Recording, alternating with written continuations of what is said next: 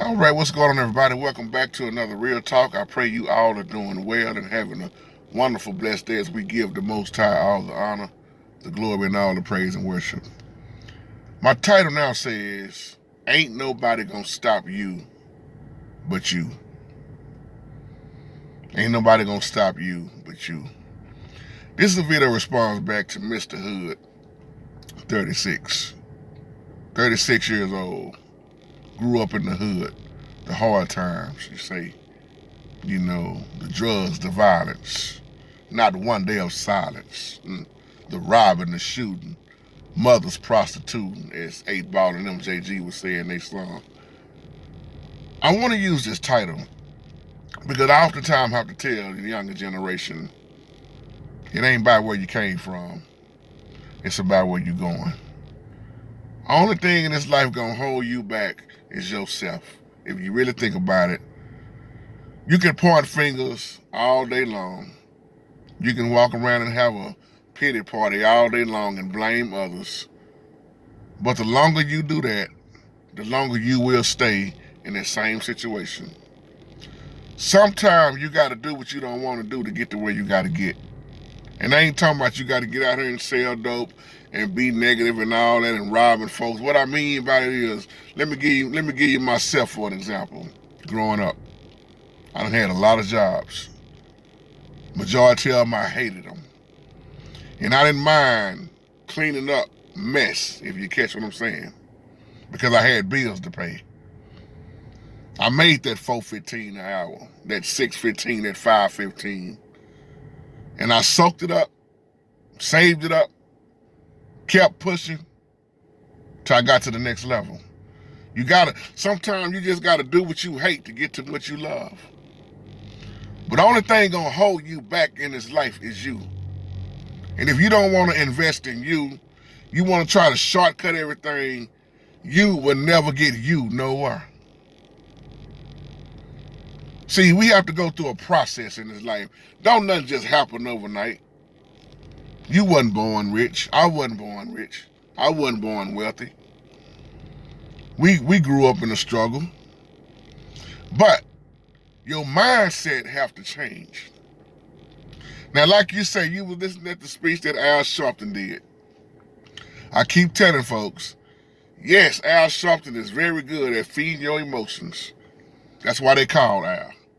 He gonna tell you what you want to hear. I'm gonna say it like this: most of these preachers gonna tell you what they want you to hear versus what you need to hear. Oh yeah, the famous speeches that get your emotions fed. But when your soul get fed, is when you start changing.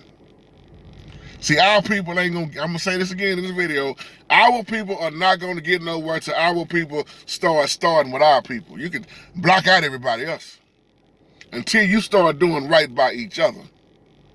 You can keep marching and protesting all day and all night. You can keep putting your signs and getting your permanent marking and writing on those signs all day and all night. But until us start doing right by us, which we don't do half of the time, not even a fourth of the time, we become our biggest enemy if your biggest enemy ain't yourself.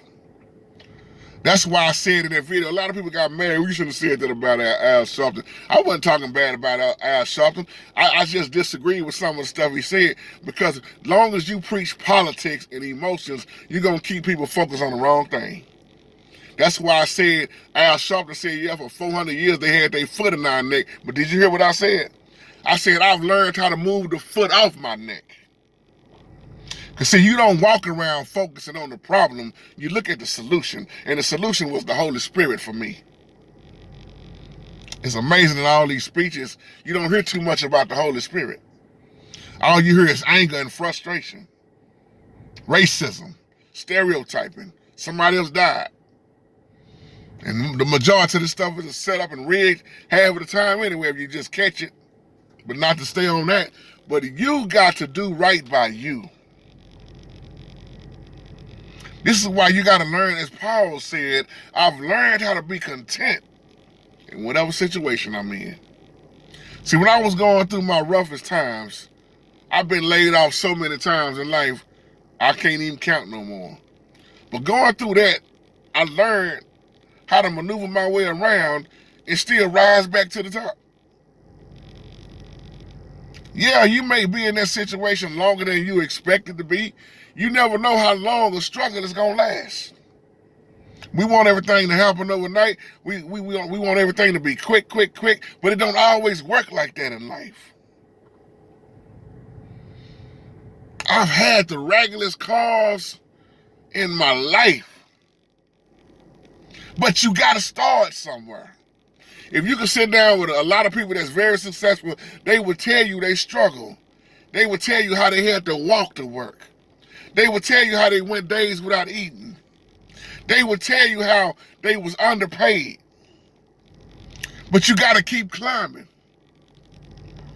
All that stuff should just build you up more and more. I remember so many jobs I hated. Wasn't making nothing. But you know what I would do? Find something else. Find something else to go with that.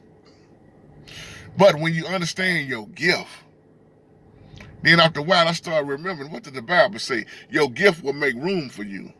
My gift started paving the way. Next thing I know, I wasn't punching nobody's clock no more. Next thing I know, I worked because I wanted to volunteer to work. Next thing I know, I wasn't standing on them hard concrete floors with no air conditioning, breaking my back and my body down in them hot, sweaty warehouses no more. Haven't done that in years. Not saying that to boast and brag. I'm saying it's up to you to rise to the next level. It's up to you to invest in you. It's up to you to go high as you want to go.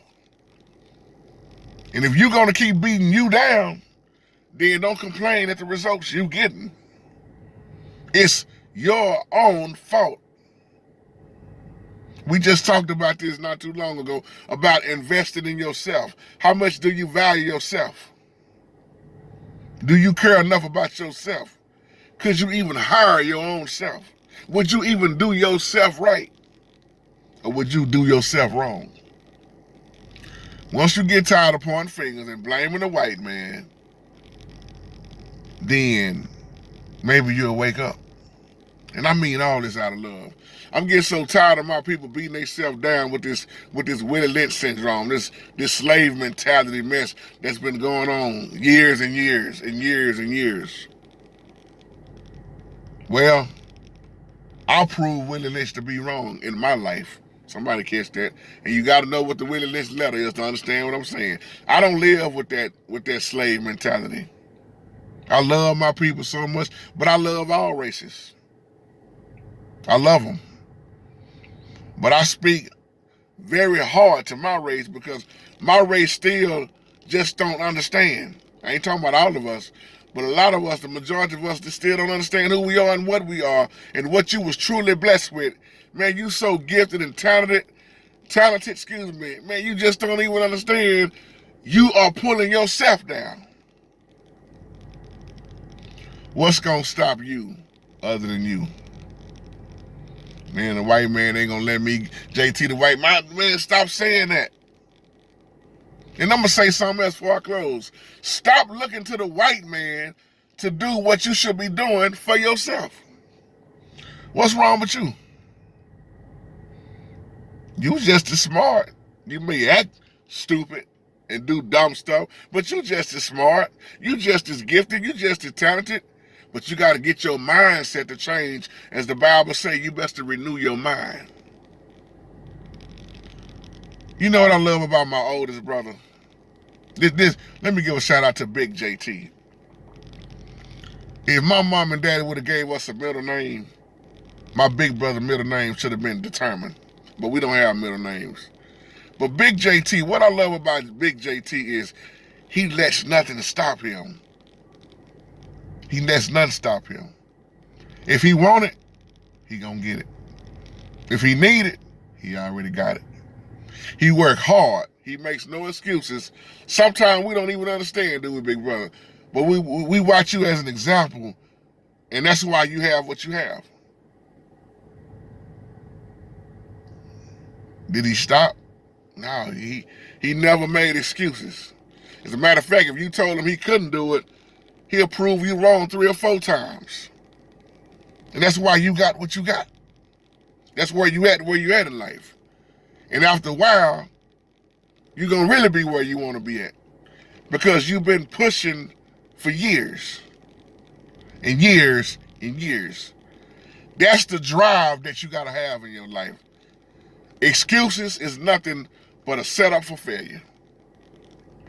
Excuses don't do anybody no good, not even yourself. Think about it. What can an excuse really do to you? Why you didn't get it done? Well, I fell asleep. Okay, it still need to be done. Why you didn't go over there today? I just didn't have time, man. Okay, it's an excuse. You still got to get it done. You had the money. Why did you blow the money? Man, I was just trying to make more money. See, let me tell you this. If you learn to be a good steward, then you learn to do with what the money that you have. Stop looking at the next man. Stop complaining because the dope dealer got more than you. Stop getting mad because her house is bigger, her car is nicer. You just focus on you. Stop trying to be like somebody else. And you be blessed with what the Most High bless you with. It's too many people trying to idolize somebody else. You do what you got to do. And just be thankful and grateful that the Most High, He blessed you to be able to do it. So as I close, the only thing that will stop you, hinder you, is you. It's a video I love on here, man. I can't think of this brother's name. But he is so encouraging, so inspiring. When I say brother, I'm saying he's a white guy, short white guy. He has no arms. He has no legs. And he is one of the most powerful people I've ever seen in my life. He don't make up no excuses. He still do what he want to do. With no arms and no legs. Now you look in the mirror and ask yourself, you have your arms, your legs, your whole everything on your body. What's stopping you other than you? You waiting on a handout? Or do you want to work hard? That's my time. Y'all have a wonderful, wonderful, blessed day.